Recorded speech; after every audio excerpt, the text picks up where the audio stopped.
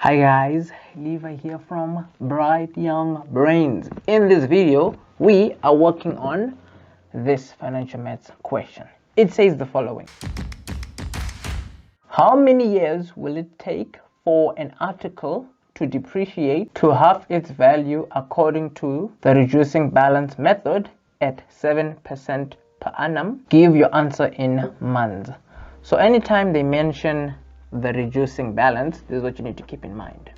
There we go. Now they told us that the rate at which it's depreciating is 7% per annum. Now we don't know what the original value of this article is, but we need to find out how long it's going to take for it to depreciate to half of its value. So what you can do in a situation like this, you can actually just use a variable.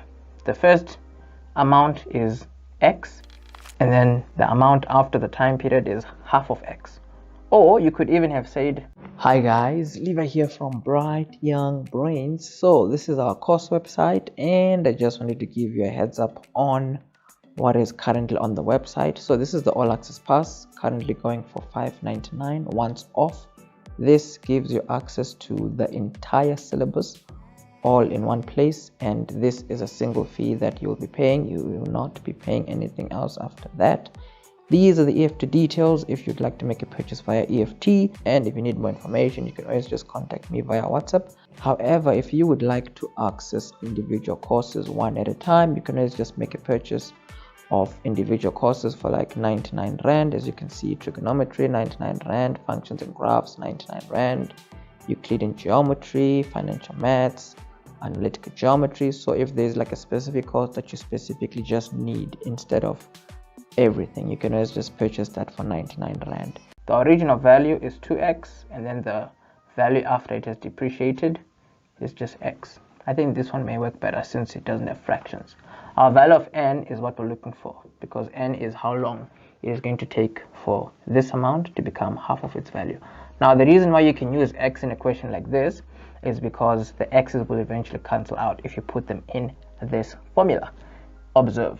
So where a is, and then here, since this is 7%, you can write it as 0.07, and then n is what we're looking for. So before you can worry about n, here you can divide by x on both sides. There we go. Well, technically we should have just divided by 2x completely. And then, since we want to isolate n and make n the subject of the formula, we can actually use logs. And this is how you do it. Remember, with logs, you isolate the exponent that you want to isolate. You make it equal to log whatever the base of the exponent was. We refer to that as the base of the log.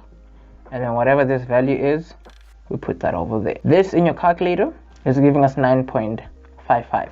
So because this is per annum, it means that our value that we have just gotten now is in years. Now whenever you want to convert your years to months, you obviously need to multiply by 12. Now you don't want to find yourself multiplying the whole thing by 12. You see, you want to take the years first, multiply that by 12, and then the 0.55, multiply that by 12 on its own.